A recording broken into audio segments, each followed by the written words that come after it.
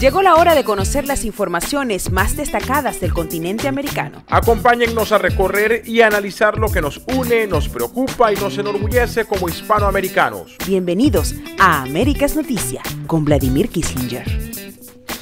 17. Bien, muy buenos días. Hoy en Américas Noticia colocamos en Bajo la Lupa a...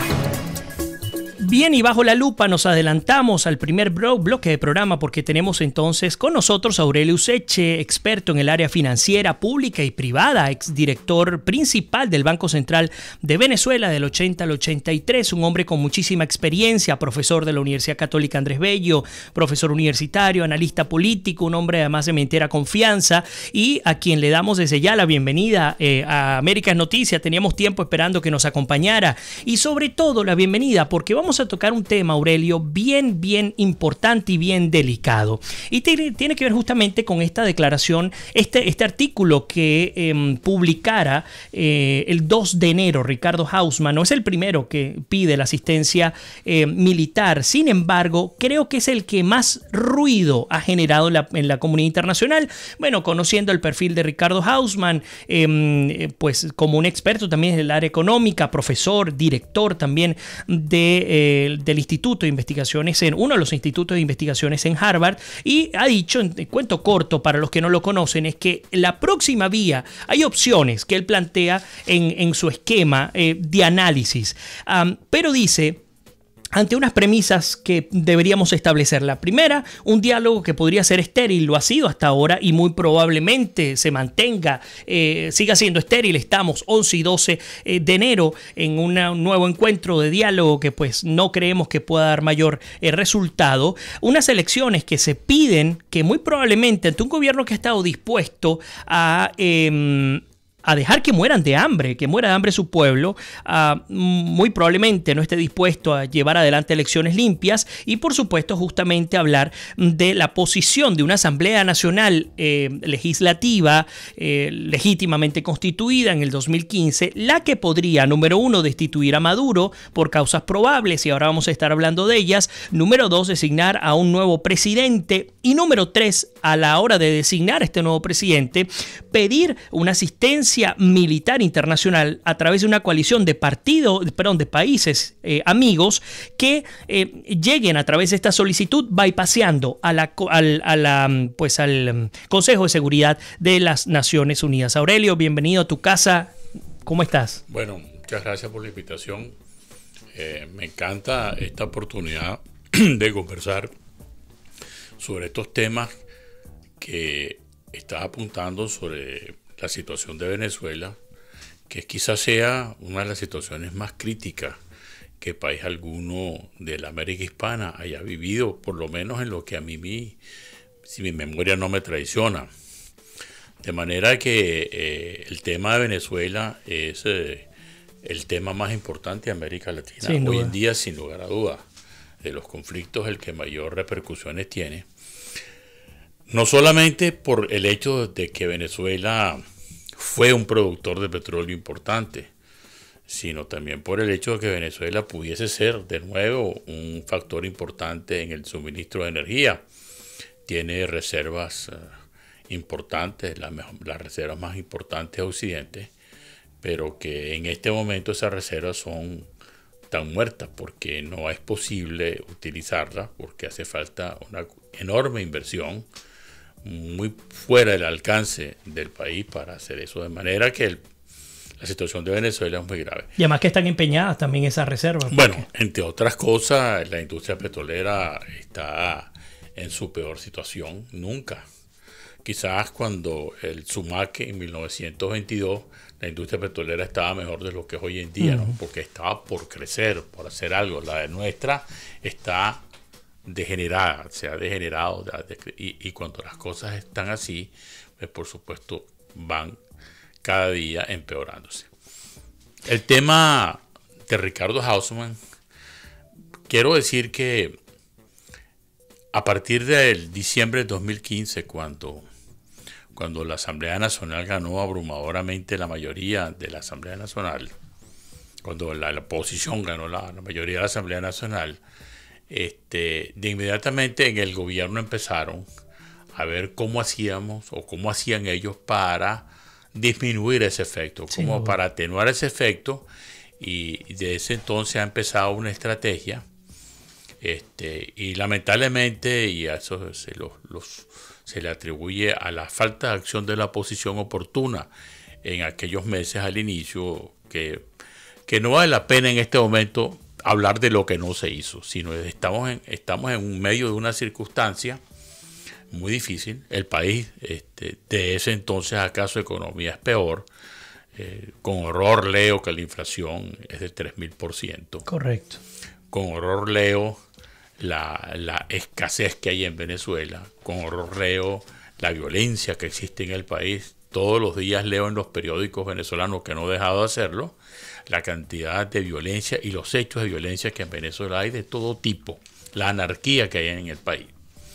De manera que pienso que la situación política es muy complicada. Existe una esperanza de que Venezuela pueda regresar a un sistema democrático por la vía electoral convencional. Pero todo este tema y es lo que trata de resaltar Ricardo Haumann, eso no es posible por ahora. Okay. Eso está claro. No es posible rescatar la democracia en Venezuela en las circunstancias actuales. Claro, pero fíjate, antes de llegar a ese punto de si en efecto la propuesta de Haumann puede ser aplicable o no, te pregunto, hablas del hecho del 2015 como un hito importante en términos de la victoria de la oposición y este gran fracaso del gobierno al perder el bastión legislativo, que muchas personas lo desestiman, y a mi juicio, si no es el más importante, es el segundo poder más importante del país. Pero también hay que hablar, y tú lo comentabas, sobre el tema de malas jugadas, parafraseando, del accionar propio de la oposición. De esos líderes opositores, ¿a quiénes salvarías hoy día? A muy poco, porque yo creo que fue una actitud colectiva de la Asamblea Nacional. No quisiera individualizar. Incluso ellos tomaron conciencia de sus limitaciones o de lo que dejaron hacer. Y el año pasado, en el 2017, tomaron la decisión de fomentar y de lograr las protestas públicas. Uh-huh. Y parece mentira ese hecho de convocar a la gente a protestar, de que la gente vaya y acompañar a la gente en la calle, los líderes de oposición, los logró unir de nuevo y crear una nueva esperanza para el país. Ya era imposible recoger el agua derramada, y sobre todo cuando se decidió esa protesta en aras de defender el referendo revocatorio que se murió, y de ir a la protesta pública y mediante la protesta pública lograr, vamos a decir, la culminación del gobierno por incapacidad de manejar el país en condición pacífica. Sin embargo, eso fracasó. Claro. Fracasó porque la violencia tuvo un costo muy alto, y segundo porque el gobierno tomó la estrategia de convocar una asamblea constituyente, aquel famoso plebiscito en que nosotros fuimos a votar. El 16 de julio, correcto. El 16 de julio fue el momento culminante. Sin embargo, todas las promesas, todas las cosas que se hicieron, se murieron allí. Uh-huh. Entonces la oposición a partir de entonces ha perdido fuerza. Y concurrentemente con ese momento que estaban las manifestaciones, el gobierno empezó a convocar a un fulano diálogo, un posible diálogo, y se dio la impresión de que los dirigentes de la oposición estaban jugando en dos terrenos: en el terreno de la protesta, acompañando a la gente, y en el terreno no conocido de las negociaciones, porque quien divulgó que se estaban negociando fue el gobierno y no la oposición, y eso quebró ante la opinión pública a la dirigencia de la oposición. Esa es la realidad. Que además uno se pregunta si en efecto se trata de errores o de acciones intencionales, porque no es la primera vez que el gobierno utiliza esta estrategia para desmoralizar a la oposición. Han pasado 3 veces en las cuales la oposición se ha sentado con el gobierno en secreto, que luego terminaron diciendo: ay, no se trata de diálogo, no se trata de negociación, simplemente una reunión exploratoria, etcétera. Pero ya era muy tarde, ¿no? Pero quiero aprovechar rápidamente para, por ahí dice, por cierto, que estás muy lejos del micrófono, que te escuchan, pero bajo. Me pondré más cerca. Perfecto, así sí. Les doy la bienvenida también a todos los que se están conectando en este momento. Les invito, estamos tocando un tema particularmente importante que tiene que ver con la asistencia militar internacional en Venezuela. ¿Es viable o no? Tenemos a nuestro experto acá acompañándonos, Aurelio Useche. Aprovechen para hacerle las preguntas que yo las voy a compartir con todos ustedes. Entonces, fíjense cómo es el tema. Y manejándolo con Aurelio. No se logró el referéndum revocatorio en el 2016. No se llevaron a cabo las elecciones a gobernación para los gobernadores en el 2017, ni las de alcalde, ni las de los consejos legislativos, que también sigue desde hace ya 3 años casi. Se iniciaron las protestas, que yo insisto en que esas protestas lo que hicieron fue beneficiar, darle la base y la excusa al gobierno para llevar adelante una Asamblea Nacional Constituyente totalmente ilegítima. Se adelantaron las elecciones a gobernadores, inteligentísimamente las adelantó el gobierno, inteligentísimamente adelantó las elecciones para alcaldes, y todo parece indicar que el resultado de estas reuniones que se van a llevar a cabo, que se llevan a cabo este jueves y viernes en Santo Domingo, con la mediación internacional, pues todo parece indicar que no va a ocurrir nada. Entonces me pregunto, si seguimos repitiendo lo que hemos venido haciendo durante tanto tiempo, pues no llegamos a nada. Y ya te doy la palabra, y muchas veces nos quedamos en el análisis y no en la acción. En el caso de Ricardo Hausmann, algunos analistas dicen, es que pareciera que, y es lo más extraño de todo esto, que Hausmann, que es un hombre muy inteligente, está cometiendo un acto de ingenuidad, porque él sabe que no es posible diplomáticamente en este momento lograr una intervención o una asistencia militar. Pero es el único, digamos, en este momento más reciente, en decir, estas son las acciones concretas que hay que hacer.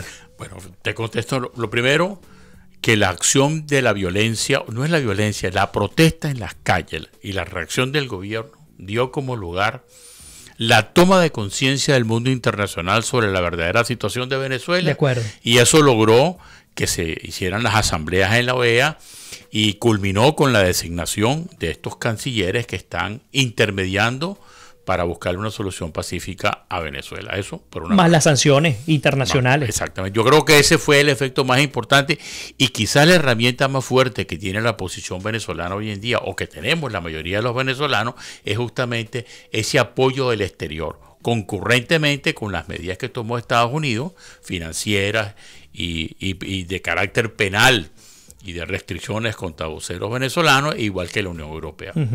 Con relación a Hausmann, mira, Venezuela no tiene soluciones programadas, soluciones como eran elecciones que tienen poco riesgo, sino Venezuela necesariamente tiene que ir a soluciones no programadas.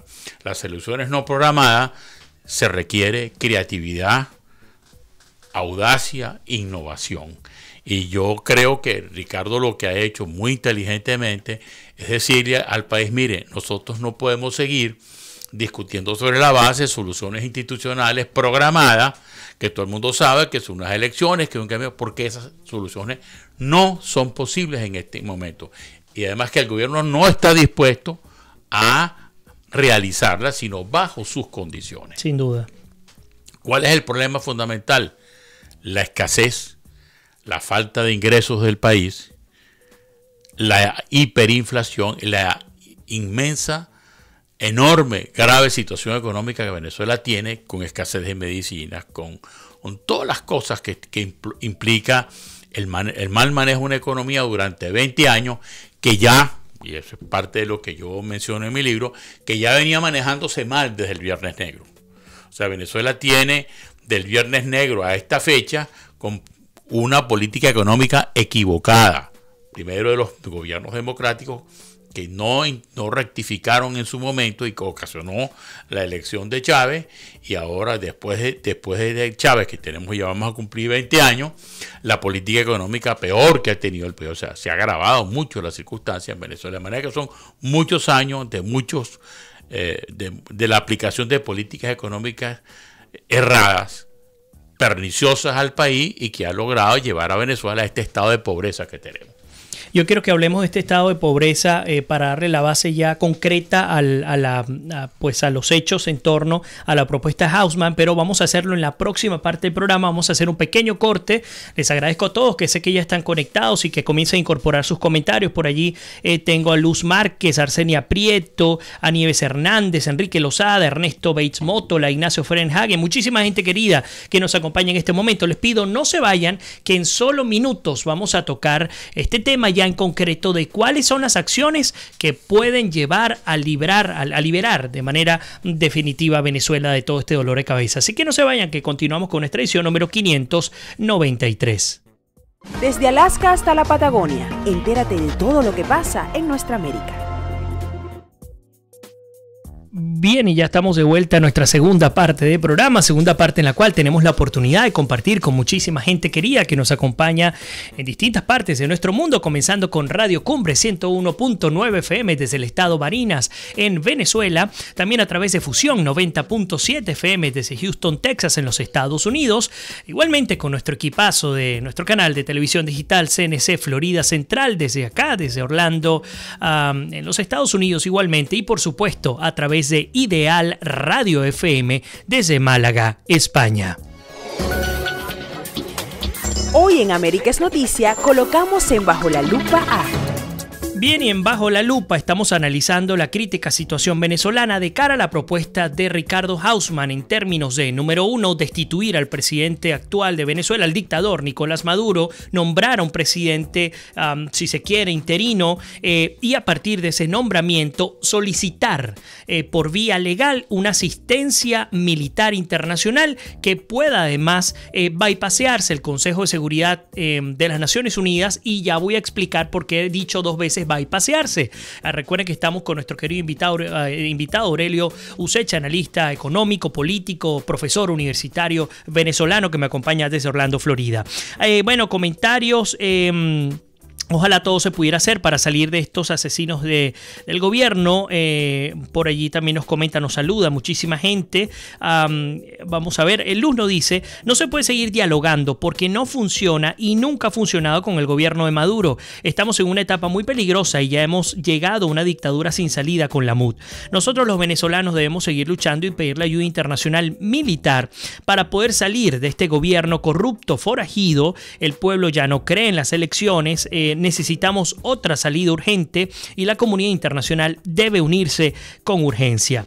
Alexa nos saluda, Zuli Quiñones, Judith también. Ignacio nos dice, además un querido colega y amigo periodista desde la Argentina, nos dice: le quiero preguntar al señor Aurelio si es posible, qué argumentos le da a una persona que votó por Chávez o por Maduro cuando le contestan que es un gobierno democrático y hay que respetarlo. Ya en solo minutos Ignacio te va a dar la respuesta. Aurelio Elías nos dice: estoy muy pesimista después de pasar las Navidades allá, con todas las carencias que hay, el control social por parte del gobierno, el comportamiento resultante me indica que efectivamente cada pueblo tiene el gobierno que se merece. Por ahí Zuli Quiñones nos dice: no se puede dialogar con narcotraficantes genocidas. Y antes de darle la palabra a Aurelio, lo comentaba fuera del aire.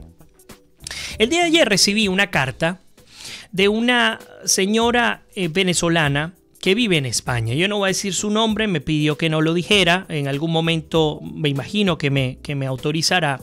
Una carta dramática, una carta en la cual me pide apoyo a mí y a todas las personas que me acompañan siempre a través de América es Noticia, apoyo económico para lograr sacar a su familia de Venezuela.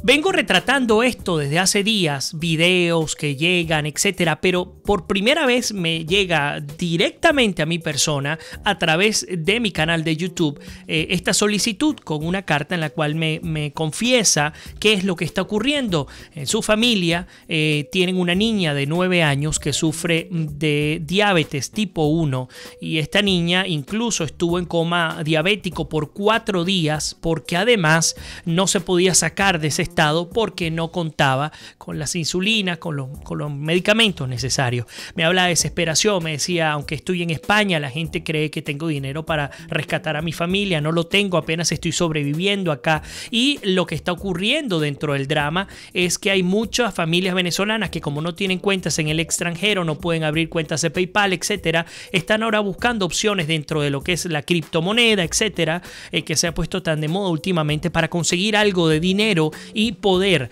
salir de una buena vez por todas de Venezuela. Eso es parte de lo que, lamentándolo mucho, está ocurriendo en nuestro país. Aurelio, hablamos del tema de Ricardo Hausmann. Por ahí Ignacio Frenhagen te decía, ¿qué haces cuando te toca conseguirte con un individuo que votó por Maduro y por Chávez y dice que, pues que todavía esto es una democracia? O incluso yo amplío tu comentario, Ignacio, que hay que salir de manera democrática, que si hay que cambiar de gobierno, no hay que hacerlo por la vía militar, porque el golpe de Estado y ese tipo de herramientas no son las que se deberían utilizar, y todo aquel cuento que se escucha muchas veces a través de los canales de televisión del Estado. ¿Cuál sería tu respuesta a la pregunta de Ignacio? Ignacio, que se llama la persona argentina, yo le diría que desde los inicios de Chávez y Maduro, esta etapa de Venezuela política, lo que se ha hecho es jugar a la apariencia democrática, utilizando instrumentos democráticos como elecciones, etcétera, otros instrumentos, para desarrollar un régimen dictatorial. De manera que nosotros tenemos una democracia en apariencia, pero que en realidad es una dictadura. Y utilizando esos mecanismos electorales nominales, porque cuando tú tienes un consejo electoral que es desviado, que no es imparcial, que demora cada vez que hay elecciones 10 y 12 horas, que se supone que está automatizado, para dar un resultado favorable al gobierno, cuando los rectores del cuerpo electoral son personas del gobierno. Jorge Rodríguez fue presidente del Consejo Electoral. A la gente se le olvida cuando el referendo, y lo que hizo fue adaptar el referendo a las posibilidades de que Chávez ganara, y se retardó el referéndum hasta que no estuvieron seguros de que Chávez ganara el referéndum. Y así con todo el resto de las elecciones. Lo que pasa es que a ellos se les escapó el tema de la Asamblea Nacional. Ese fue un escape, vamos a decir, a hablarlo en términos criollos, un pelón, que les costó pues todo este problema de intentar anular el efecto de la Asamblea Nacional. Ese es lo que yo le contesté. De manera que esto es pura apariencia, fachada, pura utilizar medios democráticos para implantar una dictadura. Que además no es exclusivo de Venezuela, las principales dictaduras lo han hecho. No hay libertad de expresión, en Venezuela no hay libertad de expresión. Los canales de televisión están acosados, los periódicos acosados por la utilización de leyes que ellos decretan para restringir. En Venezuela no hay libertad absoluta para tú hacer lo que tú quieras hacer. Cada día el país está más preso, más sometido a los designios del gobierno. Y aquí yo siempre lo digo, coincido con aquella declaración de Donald Trump en la sesión plenaria de la ONU, cuando dijo que en Venezuela no era que se había aplicado mal el socialismo, sino que se había aplicado perfectamente. Eso se vivió en el socialismo, el comunismo ruso, en el de la Unión Soviética, en Cuba, etcétera. Fíjate que José Silva Ramírez, a quien le envío también un abrazo, Nelson Matute también nos saluda, nos dice: no es un bypass, La Haya tiene plena competencia en materia penal internacional. Una o varias sentencias contra Maduro y sus seguidores y sus segundos puede ser apoyada por los Estados Unidos y otros países para intervenir militarmente. Qué bueno que José nos da esta entrada, porque voy a explicar. Ahora vámonos al tema operativo. ¿Por qué digo que es un bypass? Bueno, porque resulta que las decisiones militares de intervenir en un país deben pasar necesariamente por el Consejo de Seguridad de las Naciones Unidas. bajo, digamos, la premisa digamos, un problema nacional que afecte seriamente a los habitantes de ese país en términos de violaciones a los derechos humanos, etc. Sin embargo, ustedes me dirán, bueno, pero es que en Venezuela se cumplen todos esos principios para que se pueda llevar y se pueda discutir este tema. Sí, pero resulta que dentro del Consejo de Seguridad de las Naciones Unidas, donde hay 15 miembros, hay particularmente 2 miembros que tienen poder. Dentro de todos los que lo tienen, hay 2 que tienen un poder de voz y de veto, mejor dicho, que están a favor de Venezuela. Y se trata de Rusia y de China. Siempre que Rusia y China coloque su veto ante el Consejo de Seguridad de las Naciones Unidas, no hay posibilidad absoluta de poder conseguir un apoyo militar que sea verdaderamente internacional por la vía de la ONU. Tanto así que se aplicó la fórmula ARRIA, que nosotros la analizamos acá, que era una fórmula que se inventó, por cierto, un buen amigo, Diego Arria, quien en su oportunidad, ante también del veto que aplicaban algunos países del Consejo de Seguridad, comenzó a hacer reuniones informales para, a través del lobby diplomático, poder conseguir consensos dentro de los miembros que pertenecen al Consejo de Seguridad de las Naciones Unidas. Por lo tanto, cuando llega el tema del bypass, José, y para los que nos acompañan, no me refiero a que sea ilegal la propuesta de Hausmann. La propuesta de Hausmann tiene lógica y coherencia en la medida en la que, número uno, dice, ¿cómo podemos, y vámonos al tema operativo, Aurelio, cómo podemos, en un primer término, digamos, destituir a Maduro? Bueno, él dice, lo primero, podemos ir por vía de abandono de sus funciones, que fue por lo que originalmente también se armó todo este conflicto con la Asamblea Nacional, abandono de funciones. La segunda, que por cierto, al cierre de la edición, ya el Tribunal Supremo de Justicia Legítimo, el que está hoy día en el exilio, había aprobado la solicitud formal a través de su sala constitucional para exigirle tanto al CNE como a la Presidencia de la República que entreguen el acta de nacimiento certificada de Nicolás Maduro, que al día de hoy todavía no se tiene en manos, no hay posibilidad de llegar hasta ese documento.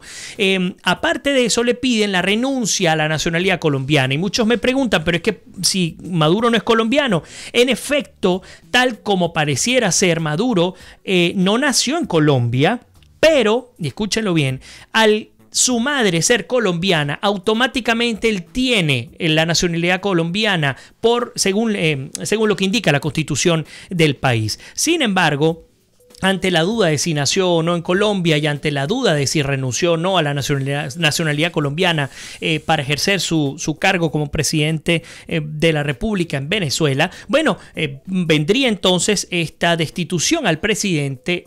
Se nombraría un presidente interino, y a partir de este presidente interino, como lo había comentado, ahora sí, vendría la solicitud. ¿Y cuál es la solicitud? Hay un grupo de delincuentes que están secuestrando los 5 poderes del Estado, porque es una realidad. El poder legislativo no existe en Venezuela. El poder legislativo está secuestrado por un suprapoder que es la Asamblea Nacional Constituyente. Así de sencillo. Entonces, ante esa realidad, el presidente interino con la Asamblea Nacional tendría ahora sí la potestad de pedirle el apoyo internacional a los países aliados.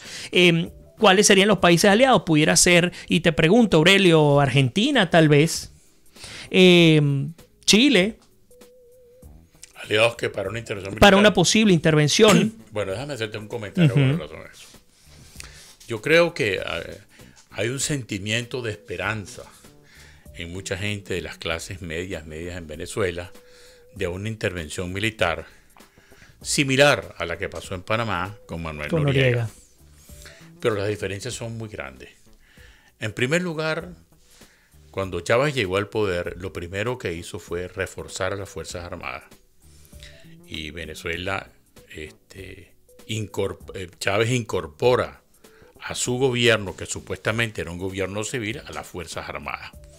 Hoy en día, las Fuerzas Armadas manejan la industria del acero, la del aluminio, manejan todos los servicios públicos, manejan el petróleo, lo que queda del petróleo, manejan la minería, manejan todo lo que es la área de producción del Estado, todos los servicios públicos, agua, electricidad, y cuidado, si en un brinquito no también manejan las telecomunicaciones. De manera que nosotros estamos en Venezuela ante un gobierno militar. la distribución de alimentos lo manejan los militares. De manera que el gobierno de Venezuela es un gobierno militar y armado. Chávez lo dijo, armado y armado. Compraron Sukhoi, han comprado cohetes, han comprado misiles. O sea, no es el caso de Panamá, ni es el caso de la República Dominicana en el 67, ni de las Islas del Caribe, Granada, no. De manera que una acción militar en Venezuela significa una guerra. ¿Ok? Una fuerza extranjera invadiendo una guerra. Y no te olvides que Venezuela tiene 1 millón de kilómetros cuadrados. Venezuela tiene 2.300 kilómetros de costa, 2.000 y tantos kilómetros de frontera con Colombia, 2.000 y tantos kilómetros, casi 3.000 con el Brasil. Es un país muy diverso, muy amplio. Venezuela es más grande yo creo que Alemania es más pequeño que Venezuela. Francia, de manera que es un territorio inmensamente grande. Y para poder dominar a Venezuela, Fuerzas Armadas tienen que utilizar todo un enorme potencial, cohetes, misiles, la tecnología de la guerra actual. No es invadiendo como en el junio del 44, invadiendo con unos marines o con unos soldados de las costas de Normandía. Es una guerra totalmente distinta. Y desde luego, y eso tenlo por seguridad, de que las Fuerzas Armadas venezolanas van a oponerse a eso. No es que se van a entregar. ¿Crees que no se van a entregar? No, jamás. Ellos van a pelear porque están incluyendo peleando. La tropa. Sí, están peleando por el poder, pero por Dios, claro. Si es que la tropa son los soldados, los sargentos, toda esa gente vive hoy en día en condiciones mejores que el resto del país. Están peleando por lo que ellos tienen. De manera que en Venezuela se puede producir una situación de guerra similar a la de otras partes en este mediano. Entonces hay que pensar muy bien de qué acción militar estamos hablando. Puede ser que los países se reúnen, hagan algún tipo de acuerdo de apoyo del país con la posibilidad, vamos a decir, de acciones de embargo, de otro tipo, pero acción militar como tal. No te olvides que una guerra se sabe cuándo empieza, pero no se sabe cuándo se termina. Correcto. Ni cómo se termina. Y tú ahí te la seguridad de que los rusos van a apoyar a Venezuela, a las Fuerzas Armadas venezolanas en esto, porque eso es lo que ellos quieren. Ellos quieren debilitar el poder de los Estados Unidos en el mundo y del mundo occidental. Fíjate que no estoy de acuerdo contigo en buena parte del argumento, y eso es lo bueno de podernos sentar a conversar sobre el tema. ¿Por qué? Digamos que estoy de acuerdo parcialmente con la premisa. ¿Por qué ocurre esto? Bueno, creo que, y por eso te colocaba el tema de la tropa, creo que si bien los militares rasos, aquellos que están, los cadetes, aquellos que están, sirviendo en las filas más bajas de la fuerza militar venezolana, carecen de dos cosas fundamentales. Lo primero, formación. Yo creo que la formación militar venezolana es muy deficiente, independientemente que hayan contado con algún tipo de formación a través del gobierno cubano, de intercambios, etcétera. En términos prácticos, la masa militar creo que no cuenta con la formación necesaria como para hacerle frente a una, y ojo, no es que necesariamente esté de acuerdo, ahora voy al segundo punto, pero a una invasión de potencias, entre ellas Estados Unidos. Número uno. Y número dos, creo que aunque puedan tener ligeramente mejores condiciones a las que tiene el pueblo venezolano, la Fuerza Armada, la tropa está pasando hambre. Cada vez son más frecuentes los testimonios audiovisuales de tropas exigiéndole a sus comandantes que les entreguen comida, porque está pasando que ni siquiera en los propios comandos, cuando vas a la cafetería, ni siquiera consigues comida fresca ni de buena calidad, etcétera. Es decir, ellos están sufriendo y sus familiares están sufriendo lo que ocurre en Venezuela. Ellos no tienen capital para ingresar. Perdona que te interrumpa, porque es que yo creo que tú estás partiendo de una premisa con la cual yo no coincido. Okay. Tú estás partiendo de la premisa de que la invasión va a ser por tierra, con soldados por tierra, que los soldados de cuerpo a cuerpo, al estilo antiguo. Claro, no. Las guerras hoy en día no son sino guerras de guerrilla, y segundo, son guerras utilizando los instrumentos tecnológicos, los misiles, las bombas, los drones, todas esas cosas. Claro, que son controlados por otro tipo de perfil. Que son controlados justamente por los oficiales y por los militares que han venido siendo preparados. En Venezuela todavía están los F-16, en Venezuela hay 18 F-16, que a lo mejor no están en su óptimo, pero están allí. Pero se compraron no sé cuántos aviones Sukhoi y cuántas cosas. Me dicen, no, es que esos aviones rusos no sirven para nada. Eso no es cierto. Puede que es algún problema de transferencia tecnológica, pero están allí. Hay misiles. Uno no conoce exactamente la dimensión del equipamiento militar porque ha sido manejado con mucha secretud.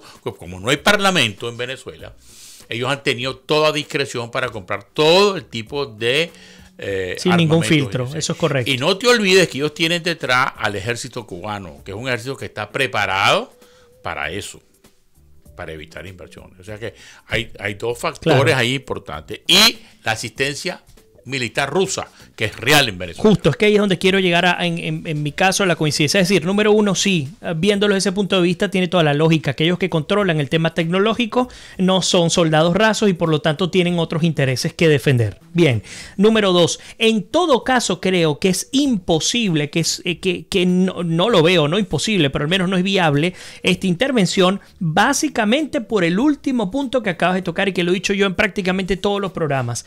Rusia y China, dos grandes potencias militares y económicas, tienen tantos intereses en Venezuela como los tiene Estados Unidos. Y si algo ha demostrado la diplomacia económica internacional es que cuando hay intereses económicos de por medio, los tres grandes monstruos tienen oportunidad de ponerse de acuerdo. Y el ponerse de acuerdo implica, hey, no ataco porque los tuyos, los de él y los míos se van a ver afectados. Los principales acreedores de la deuda de PDVSA sí son estadounidenses y son canadienses, pero resulta que el fondo chino es el que mayor han inyectado dinero en los últimos años. Resulta que los rusos también, que acaban de renegociar la deuda con Venezuela y que además están tomando las concesiones concretas nada más y nada menos que el petróleo venezolano.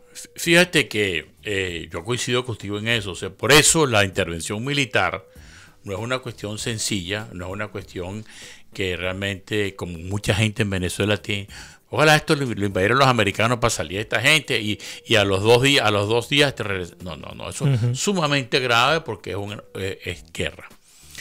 Yo creo que la salida está en la presión internacional, como se está haciendo, económica, y agobiar económicamente al gobierno, porque el gobierno, la gran debilidad, el talón de Aquiles del gobierno es el hambre, la inflación, que no lo pueden controlar usando los militares. Por más generales que tengan, por más que manden a cerrar los automercados, por más que hagan lo que hagan, los problemas económicos no se resuelven por la vía militar. Y llega un momento en que el gobierno va a estar agobiado, agotado, que no le queda más recursos, y ahí se puede producir un cisma. Eso es lo que puede suceder. Y en ese cisma puede ser que lo favorezcan los militares. Algún sector militar, que se produzca una ruptura en el sector militar cuando se produzca ese cisma. Ya esto es ingobernable, ya tenemos que hacer algo.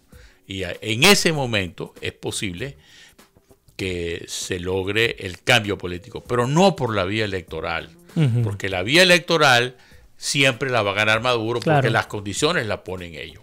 Es decir, un cambio político sería una renuncia. Un caos. Salió Maduro en un helicóptero como salió un presidente argentino, no me acuerdo cuál fue ellos, si fue de la Rúa o fue el otro, no me acuerdo cuál de ellos que salió. Un helicóptero salió de la Casa Rosada y se produjo un cambio político violento.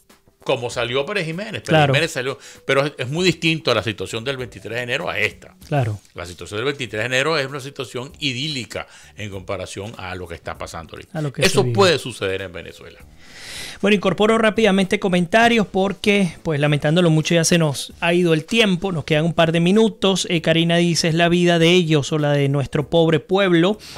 José nos dice, las compras militares de Chávez fueron en su mayoría compras de chatarra rusa, salvo los aviones que son los de base equipados, sí, lo último dice aquí, de tecnología. Rusia y China tienen más intereses hoy en Venezuela que los Estados Unidos. Luis Márquez nos dice, el problema aquí es Padrinos López, el general que complace a Nicolás Maduro en todo, y Nicolás Maduro de igual manera complace a Padrino López. Los demás generales de la FARC que no están de acuerdo con el gobierno corrupto deben alzarse y enfrentar a Padrino López, cosa que no estoy tan seguro, Luz, porque si algo ha hecho el gobierno bien es depurar a sus Fuerzas Armadas, y esta práctica la manejan desde Chávez. Incluso muchas personas coinciden en que lo que ocurrió en el 2001-2002 en Venezuela no fue un golpe de Estado, fue un teatro de operaciones militares para depurar necesariamente a todo lo que tenía que ver no solo con la administración pública, sino con la propia Fuerza Armada Nacional. Perdona que te interrumpa, es que este es un gobierno militar.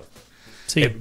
Maduro es presidente de un gobierno cuyo poder real son los militares. Correcto. Bueno, y para muestra un botón, el cambio de carteles de corrupción en Venezuela, el entregar, quitarle a los civiles PDVSA, que eran unos corruptos de por sí, para entregárselo a la cúpula militar, es el mejor ejemplo. La ambición de toda la vida, claro, de los militares, no solamente los de ahora, sino en el pasado también, era controlar a todas las empresas del Estado. Telecomunicaciones, líneas aéreas, etcétera. Y lo han logrado. Ahí está.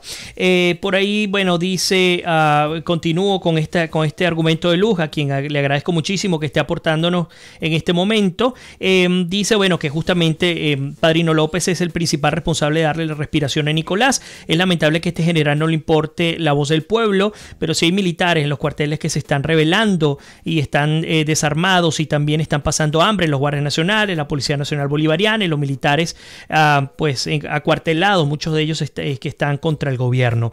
Nos dice, me pregunta, ¿por qué ya no sacan a los militares como antes a los próceres para celebrar las fechas patrias? Nos lo pregunta Luz Márquez. ¿Por qué Padrino tiene miedo que los militares se rebelen? Ya no se celebran los próceres en Venezuela las fechas patrias. Arsene nos dice, Cuba tiene pura chatarra igual que en Venezuela. Luis Espino también nos dice, la libertad llega si la lucha se hace hasta el final. Aurelio, el tiempo se nos ha ido, como era de esperarse. Contigo necesitamos programas larguísimos y poder compartir tantas cosas para discutir. Luego quiero invitarte para que hablemos específicamente de tu libro, además que vale la pena, Del Viernes Negro a la Revolución Bolivariana. Está en Amazon o lo pueden ubicar en cognitionbooks.com. Pero más allá del tema del libro, la verdad es que creo que vale la pena que puedas compartir con nosotros en mediciones regulares acá en Américas Noticias, hablando del tema económico, que tanto hay que profundizar en el tema político, en tu experiencia en términos del desarrollo republicano. Yo tengo un gran punto, y mi gran punto es que en Venezuela siempre ha existido la figura de los caudillos, desde el propio Simón Bolívar hasta el día de hoy. Tú conoces, has trabajado con administración pública en Venezuela, y creo que este sería un muy buen tema para discutirlo en nuestra próxima edición. Como tú quieras, con mucho gusto, muchas gracias. Estoy a la orden para conversar. Hay mucho sobre qué conversar, y sobre todo hay que conversar para plantearnos una visión de futuro del país. Porque creo que una de las grandes carencias que ha tenido la oposición venezolana es que no le ha dicho al país, ok, este gobierno es malo, etcétera. Todos sabemos por qué es malo, pero ¿cuál es el modelo futuro de Venezuela? ¿Cuál es la visión futura de Venezuela? Porque tampoco puede ser la visión del 58 al 98. Esa Venezuela pasó, y tendremos una nueva Venezuela. Una Venezuela que no sea rentista petrolera. Así es. Aurelio, muchas gracias por haber venido. A ustedes también por supuesto, compartir con nosotros sus preguntas, sus comentarios. Se nos quedó corto el programa, como les he dicho, pero les espero mañana para que continúen con nosotros en Américas Noticias. El día de mañana tendremos nuestra edición número 594, y les prometo que Aurelio lo vamos a tener muy frecuentemente acá a través de Américas Noticias. Así que ustedes, como siempre les digo, que Dios me los bendiga, se les quiere, se me cuidan y nos despedimos. Será hasta mañana.